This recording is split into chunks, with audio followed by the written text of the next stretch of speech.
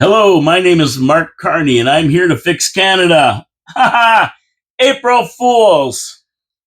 And I got it in before noon because you know what they say: if you don't get it in before noon, you're the fool. Well, guess what? It's in before noon.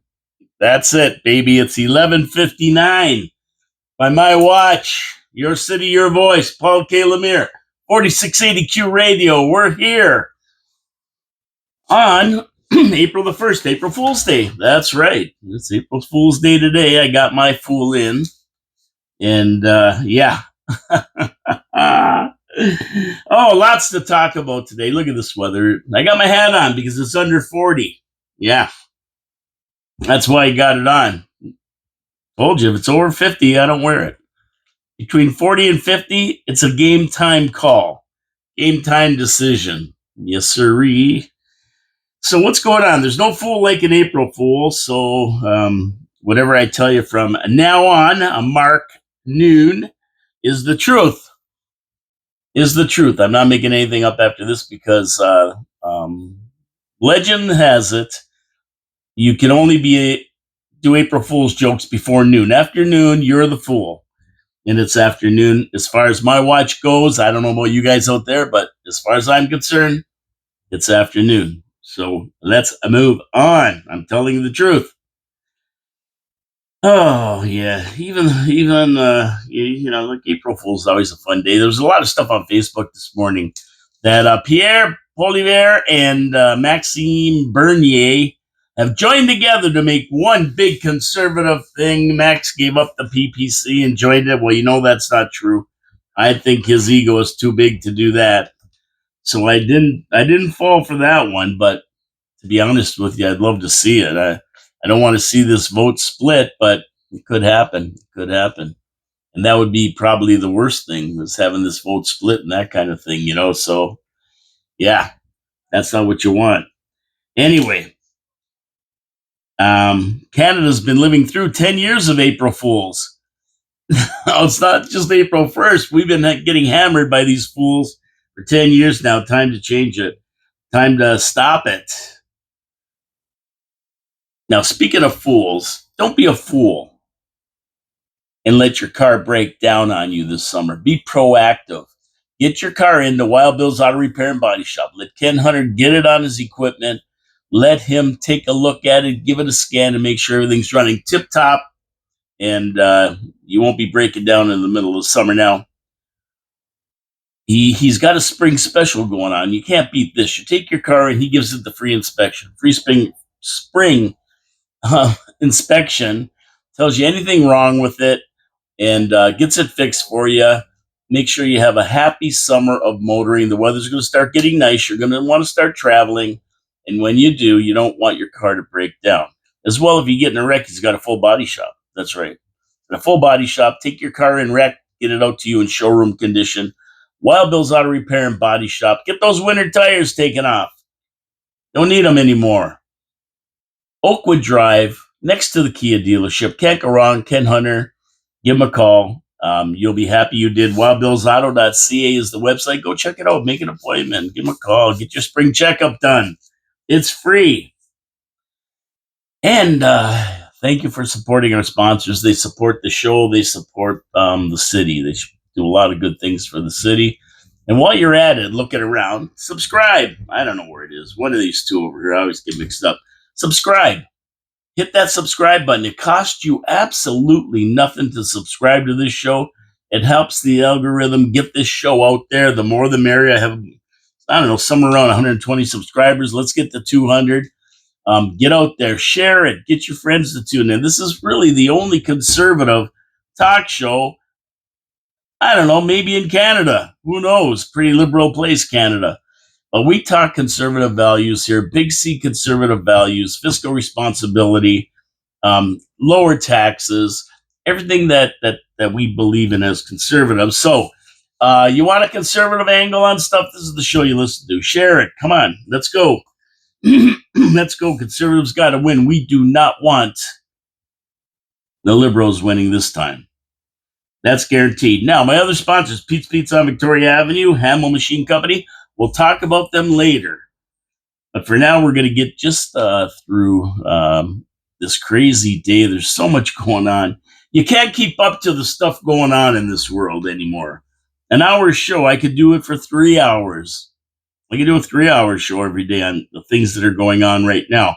There's way, way too much going on for an hour. But we'll get to the important stuff. Facebook funnies, no Facebook funnies.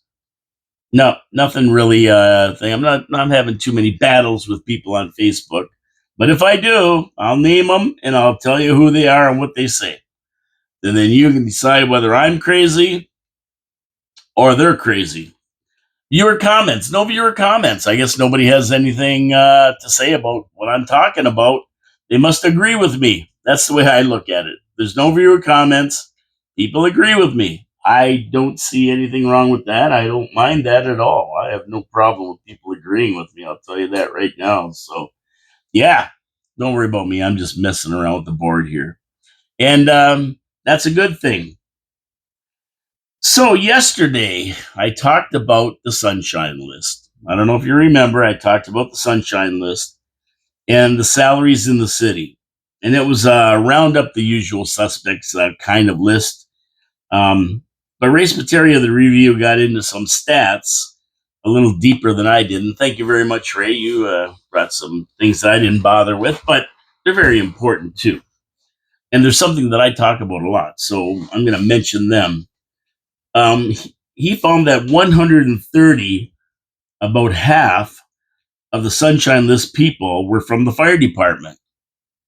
And I've been talking about the fire department for 2 years now, over 2 years. Every time their budget comes up to $30 million this year, I always say that I think that you could save.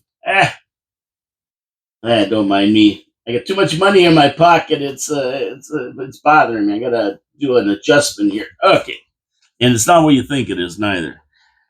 Okay, so I've been saying that for a long time. 130 people on the Sunshine List from the fire department. Half of the Sunshine List people in the city are from one department, and now you know why it's $30 million they need every year. And it doesn't surprise me, but this is a place if we ever needed Doge, that it's our $30 million fire department. And we're not the only city that's having problems with this. We're not the only city. Every city in every town in Ontario is having problems with the fire department budget. And when asked about it, CAO Jason Burgess, I call him the Penguin, affectionately known as the Penguin, he didn't really have a lot to say except that fire salaries are determined through pattern bargaining in the province, and the arbitration system awards similar contracts to all departments. Whether you are in Toronto or Niagara Falls, a firefighter gets paid very much the same. And that doesn't sound right. I mean, you got a city with all these millions of people. I think it's a lot in bigger high rises and that kind of thing. It's a lot more crazy in Toronto for the firefighters than it is in Niagara Falls, I would say. That's what I would say, but I guess that don't matter. They get paid what they get paid. And even though that these cities are all crying about the fire department budget, I mean, that's a 30 million out of a $150 million operations budget is like a fifth of it, 20% of it. 20% of our budget goes to the fire department. Yes, sir, Bob, the biggest department we have. So you can see why the cities are concerned about escalating costs with the fire department. But for some reason, that department is sacrosanct. Nobody can investigate it. Nobody can question it. Nobody can review that department. I mean, it's worse than the CIA. Whatever they want, they get. Now I know if someone would go in there with a sharp pencil and change things, they could probably save $5 million. Not by firing people, either by streamlining and having the right mix of services needed at the fire department, or changing their shift to this 24-hour shift thing they have going, this sweet deal where they work 90 days a year. I think that's what it came down to, 90 days a year, something like that. I could be wrong. Correct me if I'm wrong, but if you figure it out, a regular 48-hour shift, that's 2 days a week. 2 days a week times 52 weeks is 104 days to take off personal time and sick time and everything else. You're probably close to 90 days a year. A lot of them have other businesses because they have so much time on their hands, they can do that. And this is a problem. This is a problem, and it's costing us large because to have somebody there for 24 hours a day, you got to have this guy's looking at his car over. He thought the guy got into him. You got to have kitchens there and ways to feed these guys and everything else. So I think that huge money could be saved there, and also by just figuring out exactly what we need. Because I think I last time I really looked at this, I because it's hard to get the numbers. They had I think something like 2,000 calls last year, or 3,000 or 2 or 3,000 calls, and only like 1% of them were for fire. That was it. Out of all the calls they had, 1% are for fires. The rest are for other things. A lot of them are medical because they have the staff to get there first because they're not engaged in anything else like say ambulances and EMS are. So if that's the case, a good study might say, hey, we need more EMS and less firefighters. I don't know, but it's definitely worth a Doge look into it. That's for sure. But that's not going to happen. And I know that Jason Burgess is just itching to get in there and clean it up. I mean, he said that. He basically said, like, that's the biggest department and we're not allowed to touch it. And nobody's going to let him do that, though. You saw what happened when he wanted to move the dispatch to St. Catharines and save the city maybe a capital cost of $800,000 and $250,000 a year. That's what would be saved off that budget. And what happened when they suggested that? Oh, it was packed. 40 firefighters in the city council chamber, and everybody folded like cheap suits because they were all there and they're afraid of them. And that never got done, even though it was the wise thing to do. And everybody got up and made cases as to why we can't do that. Um, Mike Strange being really great, saying, "Oh, seconds count." Well, Mike, it doesn't matter. You could dispatch from Timbuktu. There's technology that tells you exactly where the fire is, shows you the house, shows you if it's a 1 story, 2 story, allows you to dispatch right away so the firefighters know what they're dealing with and get there ASAP. I mean, it doesn't matter where you are. You can do that from anywhere in the world with the internet. As long as you have the internet, you can do this. And it doesn't change if it's down on Morrison Street or in St. Catharines. As a matter of fact, I think Fort Erie gets theirs done out of Tilsonburg or something.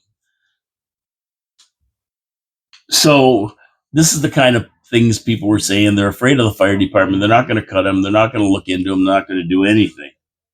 So we have 130 people out of 226 that are on the sunshine list, and they're from the fire department, and that's not going to change soon. So get out your wallets unless somebody has the oomph to go and investigate and see what's going on. Now, I'm not saying that they're not needed.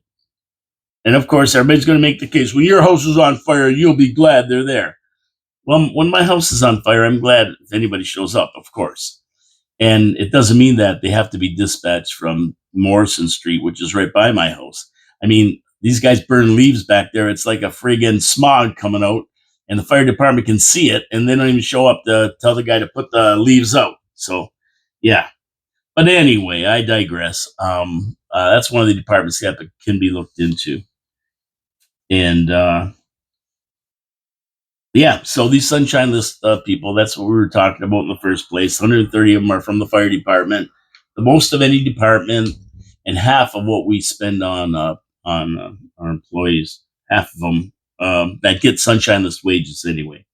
And that doesn't even count the people in the $90,000 to $99,000 range. I mean, there's probably a lot of them too. So, okay, that's about our sunshine list. Some interesting. Thanks to Ray Spiteri for doing that great story. You can read it at the review. I always give them credit. All the guys, John Law, Ray Spiteri, Allison Langley, the whole bunch of them, they do a great job over there. So, after the stabbing of a 66-year-old man minding his own business sitting across from City Hall, last Friday, I believe it was. Mayor Jim Diodetti has come up with a way to deal with it. There you go. He's not sitting still. I mean, it's kind of a useless way, but at least he's saying something he thinks might help. And he says cameras. Bam! What an original idea. Cameras on Queen Street. But think about it. Is it really going to help? It sounds good. It's a lot of word stuff. But at the end of the day, is it really going to help? You know, what's it going to do? It's going to help the police see who stabbed the guy. But it's not going to stop the guy from getting stabbed.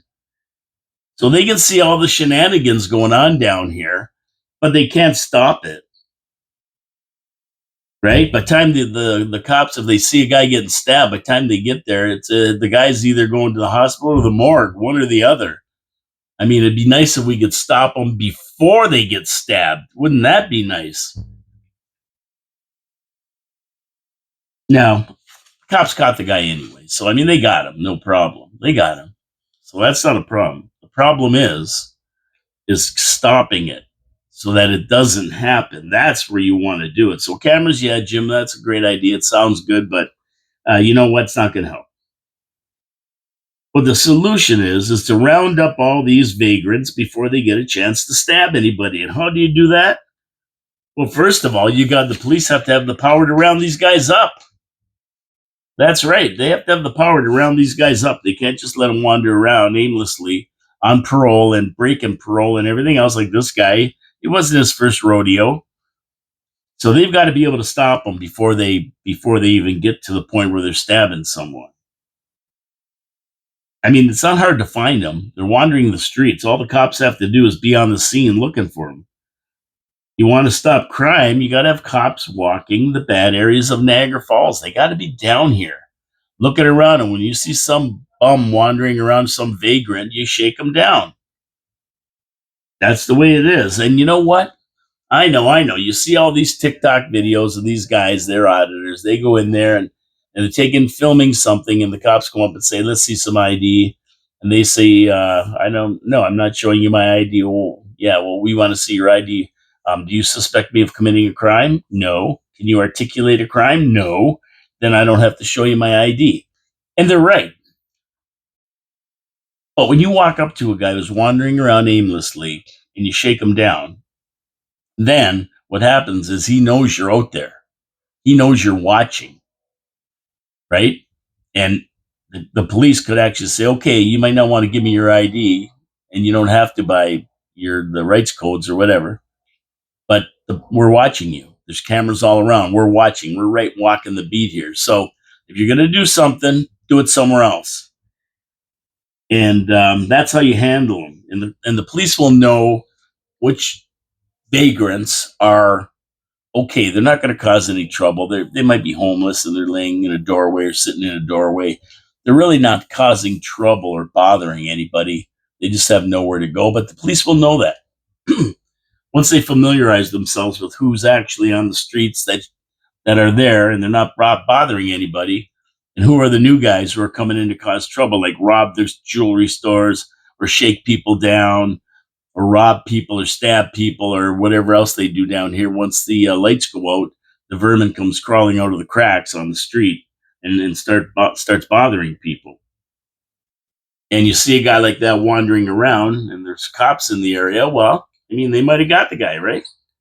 They might have shaken him down before, or once he saw the cops walking the beat, he might have said, hey, I'm not going to do it here. I'm going to get caught for sure. I mean, they don't stab somebody and run away to get caught. They run away so they don't get caught. If they wanted to get caught, they just could stand there after they did it. So the object is to stop it, to get it before. So you get stopped, you get ID'd if the cops don't know who you are, haven't seen you before, and that's that.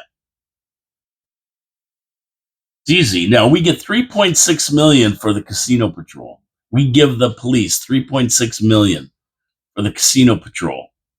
Right? That's the deal. Jason Bird just made 18% of what we take in from the casino goes to the police to patrol the casino area. Why can't we go and meet with the police and say, listen, For the next year, we want that 3.6 million to be spent on Queen Street and Victoria Avenue or any other problem areas. We want all hands on deck to clean it up. Why can't we do that? We don't need them patrolling the casino area. There's all kinds of police down there anyway. So we're paying 3.6 million. Ask them if we can allocate it. Take a stab at it. What does it hurt? We're getting people stabbed on the streets. Cameras alone will not do it. I mean, most places now have cameras. So that's not going to do it. You need police in the area or security in the area. At least police are better because they can arrest them. They can shake them down, and if they got outstanding warrants or they're parole violators, they can shake them down and get them off the street right away. Security can't really do that. They got to be in the right place at the right time to stop it, and they might get stabbed anyway because they can't carry guns and that. So we need it. We need it more. Also, Jimmy said we're going to do increased and enhanced flowers and maintenance and keeping the downtown clean. Okay, not a bad idea. They got a whole series of plans they're looking into. So what's going to happen is you'll have a beautiful setting for crime. It'll be a nice clean street with flowers, a beautiful setting for crime. So no, it's not going to work. None of that stuff is going to work. The only way it's going to work is for police to get hard on these criminals, the courts to get hard on them and lock them up, put them away so they're not wandering the streets. But the police presence, that's what you do. I guarantee you that jewelry store down here wouldn't get smashed and grabbed. None of the other businesses down here would if you had cops walking the beat. You had cops walking the beat. That's what they need. We have the money, 3.6 million. See if we can allocate it and get it fixed. Come on, smarten up. Let's play smart. Their city council doing? They're asleep at the switch. I want to get to my second sponsor, Pete's Pizza on Victoria Avenue, and everybody loves a great pizza. I know you do. I know you do. You probably eat more pizza than you'll admit, like me. Although I admit it, that's probably one of my favorite foods, pizza. Not McDonald's, not Wendy's, pizza. That's my favorite food. And when I get a pizza, I get it from Pete's Pizza on Victoria Avenue. They make a really good pizza pie. Why? Because they use Mancini family recipe for the crust, a Mancini family recipe for the sauce. It's fantastic.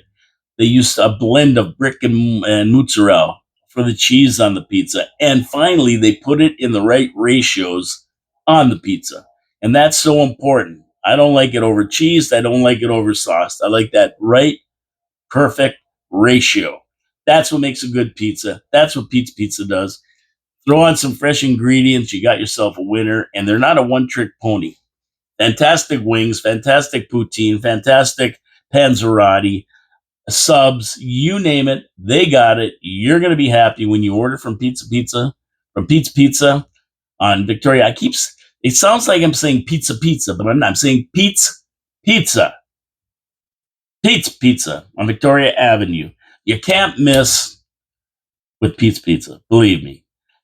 Give them a call today, 905-374-2222, or you can go to their website, petespizza.victoria.ca.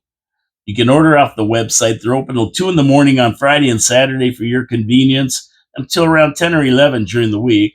They have specials all the time. Now their specials are Wednesdays, a tray with 3 items for $19.99. How can you beat that? Or Thursday, wings, $9.49 a pound.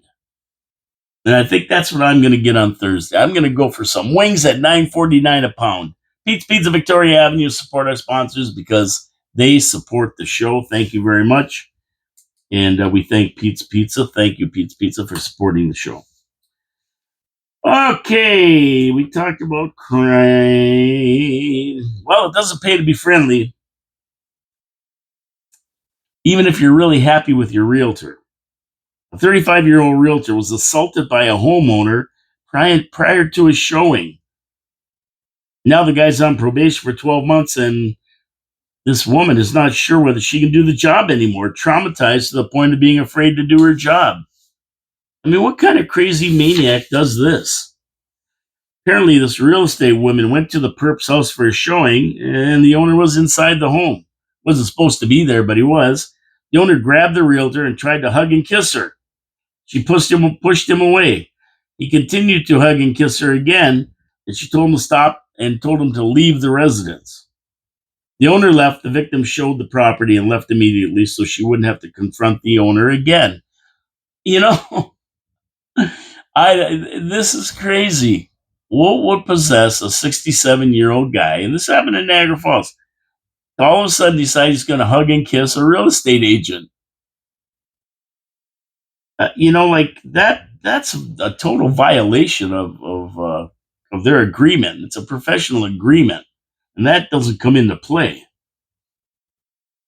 It's funny. I bet this happens to a lot of women. We probably don't hear about it that much. Maybe some men as well, where the women are after the guys. I mean, you're in a professional relationship with somebody. They're trying to sell your house. It's not a romantic relationship, but sometimes people confuse friendliness with attraction. They think because they're being friendly with each other that the other one's attracted to them, and they make a move. I mean, it's not right. It's crazy. But I think that this guy got out of hand. Of course, she's been trying to sell his house for like 8 years, so maybe there's that familiarity that came into play, and he was getting the wrong messages. Still, though, you still don't do that. Not an excuse, buddy. Come on.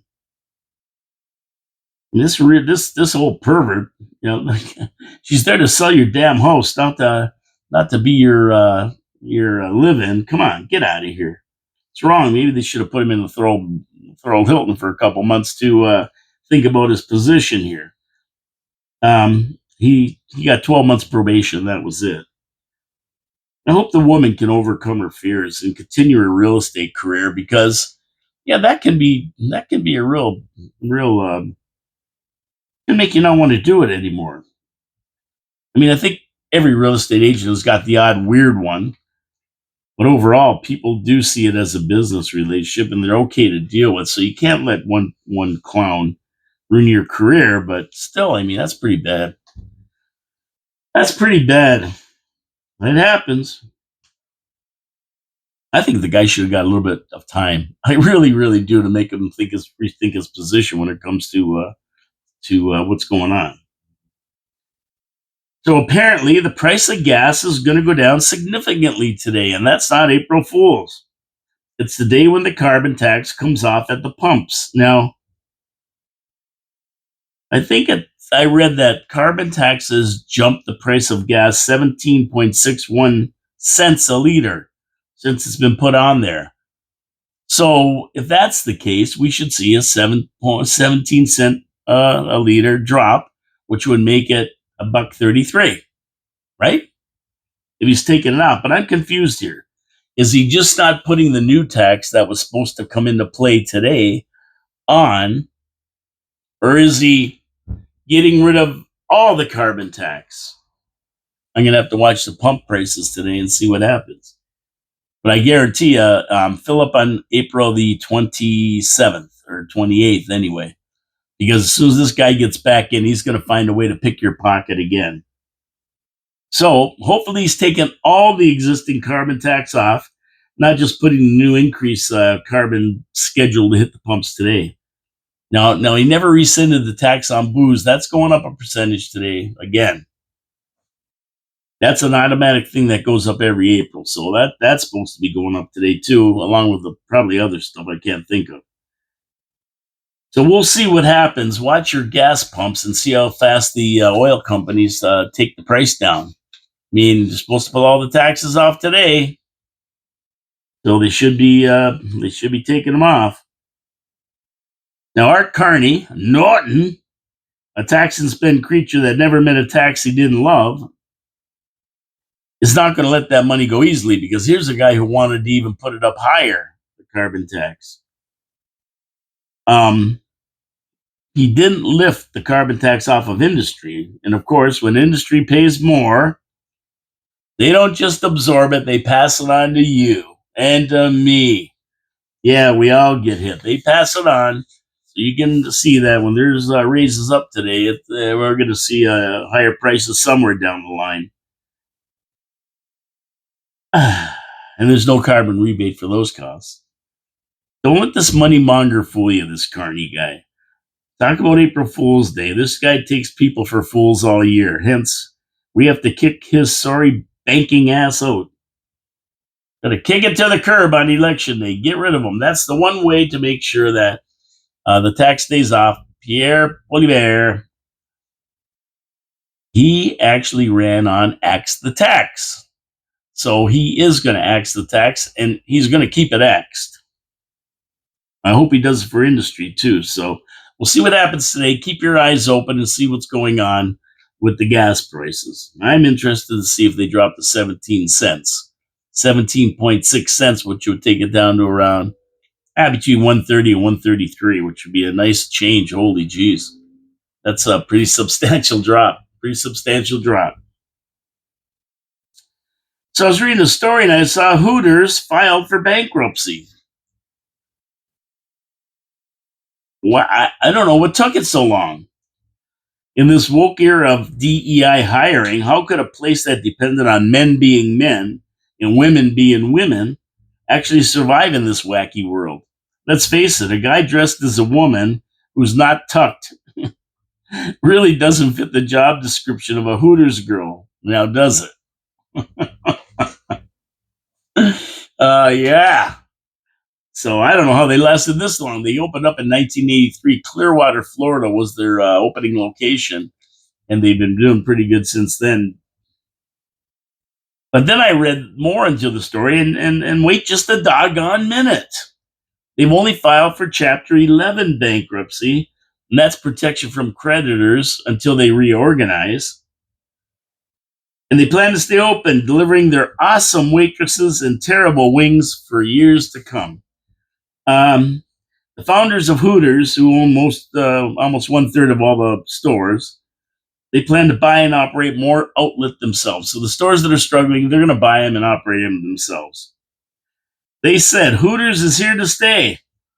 And with a stronger financial foundation and streamlined operations on the other side of the process, we will be well positioned to continue delivering the guest obsessed hospitality experience and delicious food our valued customers and communities have come to expect.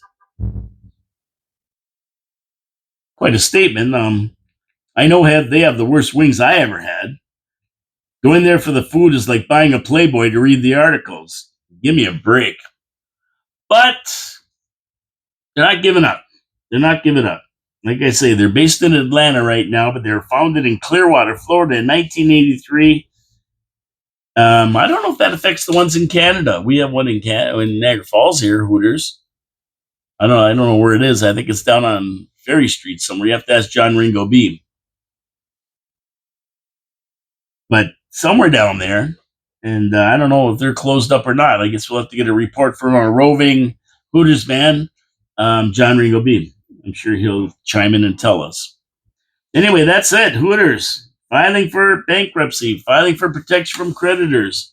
See if they stay open. But with this DEI stuff, maybe Trump made a difference. Maybe they were going to close down, and with Trump getting rid of all this DEI, maybe they figure they can operate the way they usually operate. So see what happens.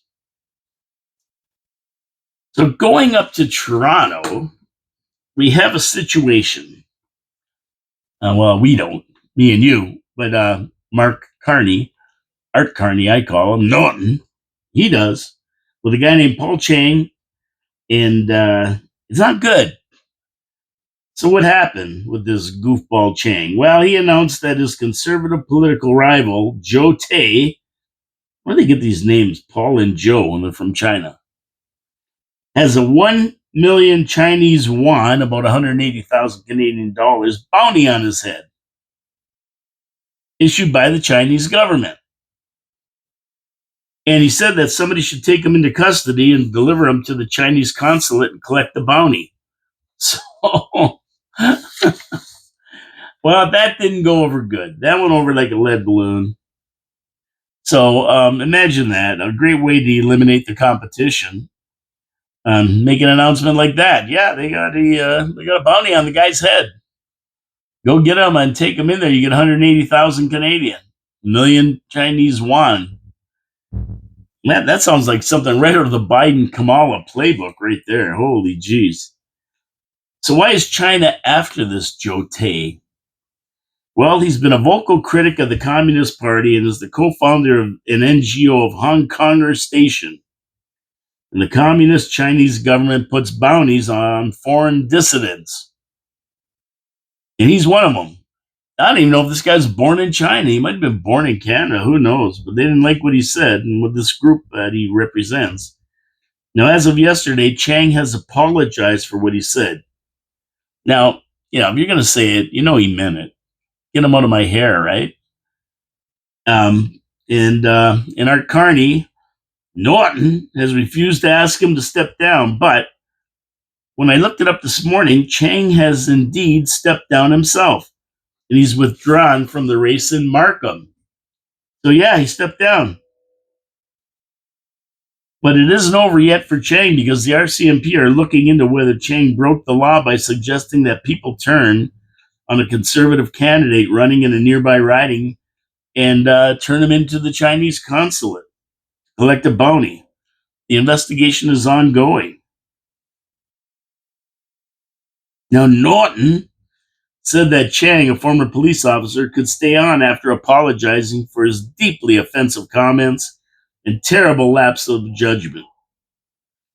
But I guess the pressure was too great, and Chang had to step aside. Now, Joe Tay, the guy who's got the bounty on him, he fears for his life, and I don't blame him. Now that this is out, that there's a bounty on him, he's looking to the RCMP for personal protection now. Can you imagine? People are going to be taking a run at him and dragging him into the consulate to get their reward. And we're going to see Dog up here, Dog the bounty hunter, come up this way, right? And drag him into the consulate, claim 180,000 Canadian, which is what, 500 bucks American. Stay tuned to this one. Chang may be out of the race, but he isn't out of hot water yet. And poor Joe Tay, he's got to look over his shoulder, man. He may think of stepping down as well because somebody's going to snatch this guy for 180 grand. Yeah, I think somebody's going to snatch him up. Get him out of there. Okay, so what are these leaders up to in this Canada, in this race for the election? What's going on with them? Let's take a look. Art Carney, Norton, just copying anything PP says. Yep, he's just copying Poilievre. Whatever he says, he does. He has no platform. Wasn't elected to be PM and is really a vessel for the globalists. He ran the Bank of Canada, screwed the country, and now he wants to screw it some more. Tons of scandals, more passports than scandals, I think. And I can't imagine anyone voting for him. But remember, we're talking about Canada and Canadians here. They sometimes can be they're not the sharpest knives in the drawer a lot of times. Let me put it that way. Be nice. Anything can happen, and I've told you why. Somebody wanted to bet me. Well, that was a Facebook funny there. Oh, they wanted to bet me. They're going to give me 2-1 that Poilievre don't win. I couldn't take that bet. He gave me 10-1. I wouldn't take the bet. The Liberals over the years have bought and paid for so many votes that you just cannot say that Poilievre is going to win. Now, personally, from what I see and from the sentiment and just signs around and things that are going on, rallies and stuff, I think he's going to win a majority. Can I bet on it? Can I guarantee it? Absolutely not. Not even a prayer that I would bet on this. These guys have bought and paid for the media. They bought and paid for all the public sector workers, all the unions. They bought and paid for the immigrants coming in to vote for them. And they've also bought and paid every special interest group that runs around Canada. You name it, they funded it and supported it. You take all that together, throw in the liberal loonies that just vote liberal no matter who's running. I was gonna say if Trump was running for liberal in Canada, they'd vote for him, but I don't know about that one.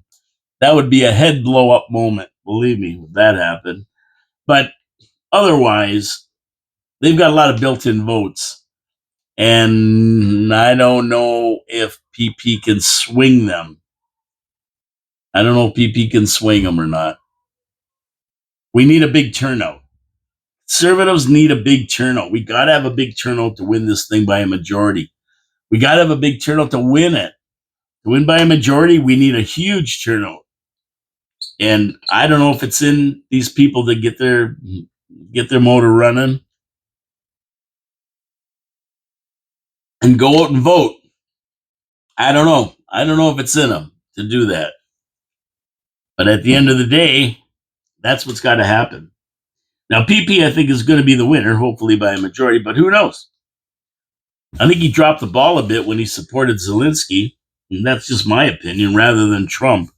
I mean, he said, I support Ukraine, which means I support Zelensky, and I support war, and I support giving him more money, and I support sending troops on the ground, like Trudeau said.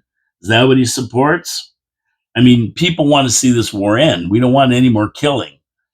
So I think PP would have been way better off to set himself apart and say, I support peace.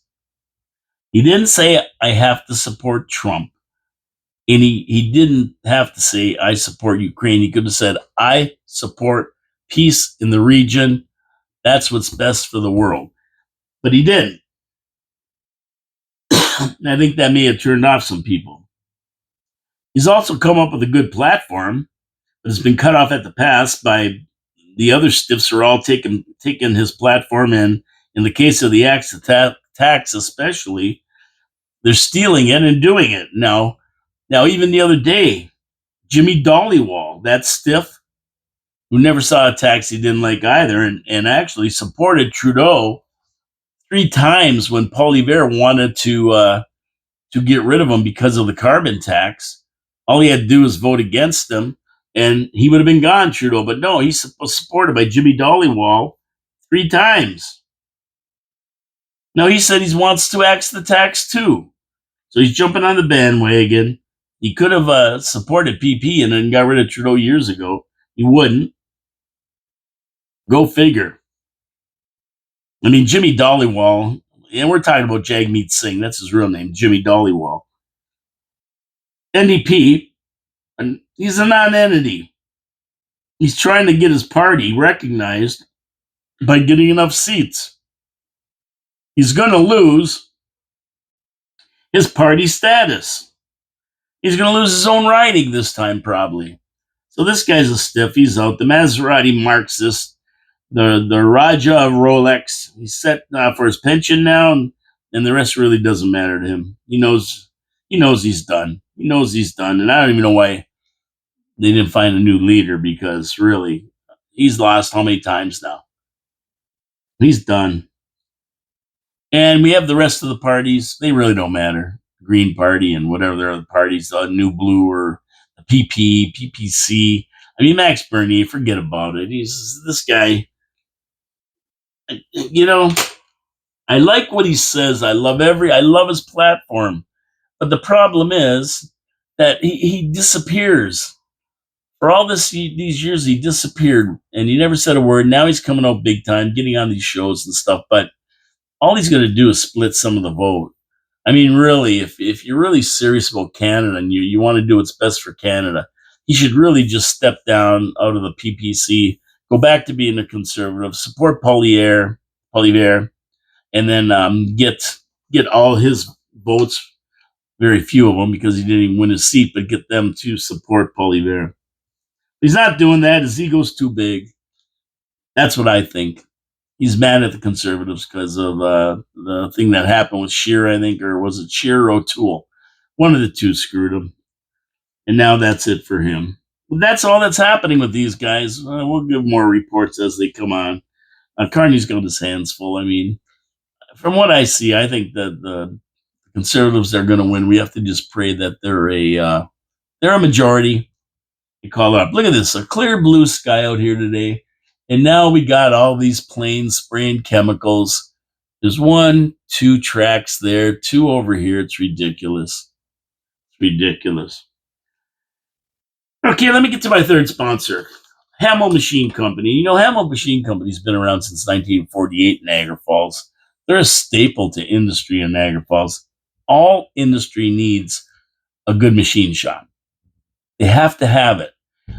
Things break, things need to be fixed, and things need to be fixed precisely. And that's where Hamel Machine Company comes in. But they just don't do industry. They'll fix anything for anyone, including me and you. You need something done, Hamel Machine Shop is the guys to go and get it fixed. Whether it's a broken lawnmower deck, they can weld it up and fix it for you, or whether you need a part for an old car, if you can't find it, they can machine it for you. They can reverse engineer any part that you have that's broken that you need. And they do it for industry. They can do it for you. You need new back gates in your house. You want to put some nice back gates across there to keep people out. They can design them and build them for you. That's what they do at Hamel Machine Shop. And they do it every day, from small stuff to large industry. They design systems that help different industries save money. They innovate, build new type of equipment to save companies time and money, work with the wine industry, redoing their racks out of aluminum rather than steel to save them time and money. Unbelievable. And they've been doing it for a long time. So, they know what they're doing. Anything you need done in metal, 3D printing, they have 3D printers, water jet cutting, you need something cut. They do it all. They do it all. Right down on Bridge Street at Hauser's Welding is one of the places on Kent Avenue. Hamel Machine Company, been in Niagara Falls since 1948. Support them when you need something done with metal. Support our sponsors because they support the show. We thank you so much for doing that. And we thank Hamel for supporting our show. Okay, so tomorrow, Tariff Day. Tomorrow's Tariff Day, or as President Trump calls it, Liberation Day. He's going to make April 2nd from now on called Liberation Day in the U.S. It's the day that the U.S. enacts reciprocal tariffs amounting to 1.7 trillion U.S. dollars, and he's going to put the tariffs on nations that have been ripping America off for decades. We'll see how this works out when Trump makes the announcements tomorrow. Stay tuned. You've heard a lot of different rumors. There's going to be some countries, like maybe Canada, that have preferred status, and the tariffs are going to be lower. We don't know how he's going to tier them, if he's going to tier them at all. So we'll have to wait and see what he says tomorrow. So it's going to be interesting. Stay tuned for that. But regardless of how he does it, there are going to be tariffs on Canadian cars and steel and everything else. Now, Canada, in its bravado, they pound the chest, elbow up, elbow up, elbow up, elbow. If they decide to counteract with their tariff of 25% to match it, then he's just going to raise it by another 25%. So that's going to be the chess match we're going to have going on after this. Now, in the States, Trump says he may run for a third term. People are asking him, you got to run for a third term. And of course, everyone's getting revved up about that. Oh, it's against the Constitution. He can't do that, blah, blah, blah. But he says, oh, yeah, there's a way you can do it. He goes, there's a way there. But really, he's just pulling everybody's strings. The guy's going to be 82, 83 years old by the time this term's over. I mean, I doubt he's going to be running anywhere in 2028 with such an all-star lineup behind him ready to take over. I mean, think about who he's got sitting there. And this is something the Democrats can't even hope to have, this kind of a lineup. J.D. Vance, Vivek Ramaswamy, Tulsi Gabbard, Pam Bondi, Kash Patel, Peter Hegseth, Kristi Noem, not to mention Eric Donley and Ivanka Trump. And all of them could do the job and do it well. Damn, I could name a half a dozen more solid candidates that could actually throw their hat in the ring to run for president next election. So the Republican Party's in really, really good hands, and it's in good shape for a long time. Trump can retire knowing his mandates will be carried out until Barron is elected president in the year 2048. So if I'm around, I'd like to see that. Darren running for president. I think the kid will. He's got a good teacher. What the hell? Mamma mia. The sights and sounds of Queen Street. La-di-dee, la-di-da. Choppers. Okay, so 2048, maybe Trump will run. Barron Trump this time. We'll see. I won't be around. I'm going to be a little bit long in the tooth by then. Even if I was around, I probably wouldn't even know what's going on. So, over to the Middle East. That's heating up over there now. This is getting serious over there. Ukraine and Russia are bad enough with Europe wanting World War III, which we might see before too long. I mean, they're ramping up. They're ramping up. Europe is really ramping up over there. They're telling their people to get ready for a war, telling them how to put stuff aside, have 72 hours worth of rations available, food and water available in case they get invaded. I mean, it's getting serious over there. And they're looking for a war with Russia. No doubt about it. But in the Middle East, the U.S. warships continue to launch sorties over Houthi positions in Yemen. And they're cleaning house. I mean, they're bombing the hell out of these people. Now, their financiers, Iran, have announced that they will not make a deal regarding nuclear weapons. So Trump's saying, got to get rid of the nuclear weapons. They're saying, we're not going to do it. And Trump isn't fooling around with these guys anymore. He says he's going to bomb Iran and hammer them with tariffs if they do not sign the deal. Secondary tariffs. Already got first ones on. He's going to put another round on them. Iran has rejected direct negotiations with Trump in the U.S. Says he's going to let Iran stew for a couple weeks. That's what Trump said. We're going to let them stew for a couple weeks before hammering them with secondary tariffs. And if they're still defiant, then we're going to bomb them. He told them, you either make the deal to get rid of your development of nuclear weapons, or we're going to bomb you like you've never been bombed before. Now, Iran says it's declared war on the U.S. Let them try it. We're ready. We can take care of them. We can take them on. And they already have put a bounty on killing Trump anyway. There's a bounty on Trump set by Iran. They're going to pay a bounty of, I don't know what it is. Last I heard it was like $5 million. So this is ready to explode there too. Now, usually the Iranians talk big, but they really back down when they're confronted. We've seen that with their lame response to several incursions during the Hamas war by the Israelis. I mean, they're taking out the leader right in Tehran there, right? They went in there and took him out. And then they fired a bunch of loosey-goosey missiles that they told them they were going to fire. Oh, yeah, they're coming in about 4 hours. And, of course, Israel took care of everything. So I don't know what they're going to do. I don't think they're going to do much, Iran. I mean, the U.S. will just bomb the hell out of them. And that's that. So we got to keep our eyes open on that, too. Oh, man, there's a lot going on. A lot of dangerous places in the world right now. So last but not least, finally, throughout all the burnings and destruction of the Tesla vehicles, charging stations, dealerships, they're burning and torching them all. Elon's managed to launch a rocket with 2 lunar landers on it.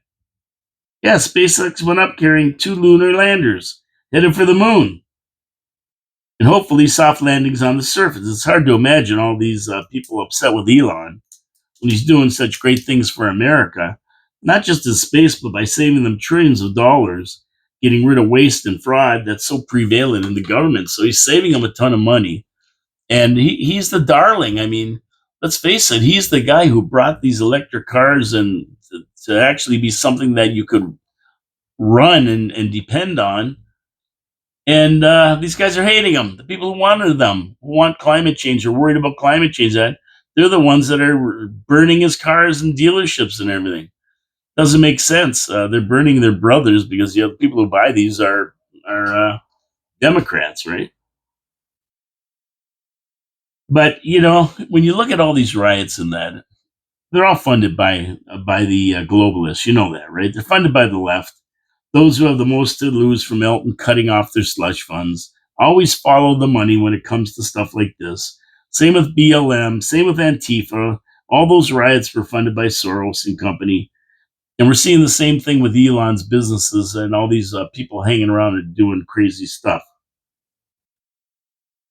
And there's just enough idiots running around with TDS and MDS to brainwash them to believe that Elon is doing something bad, not good. And when they get funded, they show up to destroy things.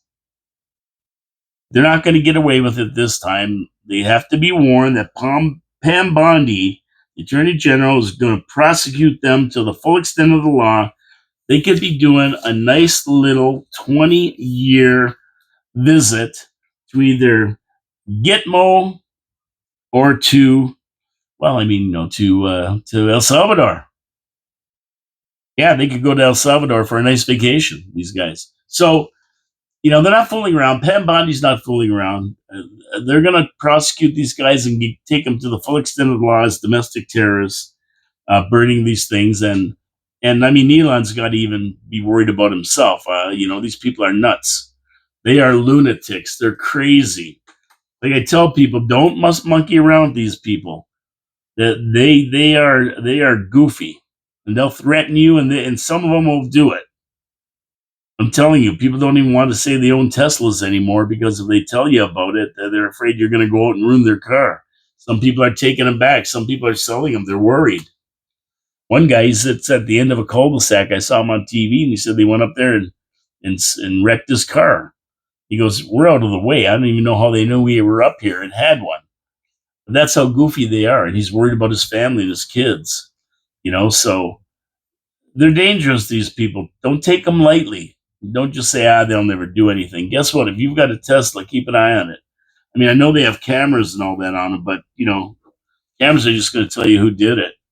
And don't think they're not doing it in Canada either, because up in Hamilton, there was a lot with 80 of them on there, a Tesla dealership, and they all got scratched and their tires were stabbed, punctured, and they had to put a fence around the dealership to make sure that people didn't get in and ruin their cars. So take this seriously, everybody. It's not just happening in the States either. It's happening in Canada, which is sad, but you know what? People just have TDS. They just, they're blaming Elon. Imagine blaming Elon for Trump's tariffs. What does he have to do with that? He's not even involved with that at all. As a matter of fact, because of these crazy tariffs, and that Canada has actually cut their rebate program off for Tesla. Why they would do that, I don't know, but they'll rebate any other electric vehicle, but they won't rebate Tesla guys. People who want to buy Teslas, they won't give you the rebate. Go figure that one out. Yeah, it's crazy. That's these people. They're whacked. So you're gonna buy a Tesla, you don't get the whatever the rebate is. I don't know, it was $5,000 or whatever it was, but you don't get that. So you better go and buy some other electric vehicle. You're not allowed to buy a Tesla and get a rebate now from Canadians. And why they're doing that, I have no idea. That's even wackier. So anyway, be careful out there. It's wacky. Be careful downtown at night. It's wacky. This world is nuts. And I wish I had better news for you. And I wish everything I said was April Fool's, but it isn't. It's the truth. It's what's going on. Anyway, my name is Paul K. Lemire. This is Your City, Your Voice, coming to you live from downtown Niagara Falls, Ontario, Canada, in the studios of 4680Q. Tomorrow is absolutely, with the Habs still kicking it for a playoff spot after a big win from Florida. We got to try to beat them again tonight to secure our place. We're almost there, Habs fans. Tomorrow, tune in, see what we have to say about that and where we're going for the last, we got 10 games left maybe in the season. That's it. Maybe 10 more games, and that's all. So tune in to see what we have to say about that. Thursday is going to be just Straight Talk Thursday. We'll see what's gone on in the last 2 days and any viewer comments. Friday, Chris Regis is coming in. That's right. I had to get Chris Regis in again because we're going to talk about the election and what's going on and get his take on it. And that'll be finally Friday. And then next week, we hit the 7th of April on Monday, if I'm not mistaken. And that means it's City Council review, agenda review day with Dave Wheeler should be in, I would imagine. We're going to review the agenda. And then Tuesday, April 8th, is the City Council meeting. And we'll have to watch that. In between Habs games and everything else going on in the world, it's a wacky world we live in. Anybody that's listening, get out and vote. That's my thing. Get out and vote and be careful out there. God bless you all. Have a great day. It's sunny out till these chemtrails all go together and put a cloud cover over us. Enjoy your day. We'll see you tomorrow with Absolutely Thursday with Straight Talk Thursday and Chris Rodriguez on Friday. See you later, everybody. Thank you for tuning in. I really appreciate it. Subscribe. It costs nothing. Hit that subscribe button. You get a notification when the video comes up. And it helps the algorithm and helps this show get out there to conservatives all over the place. Ciao, ciao for now.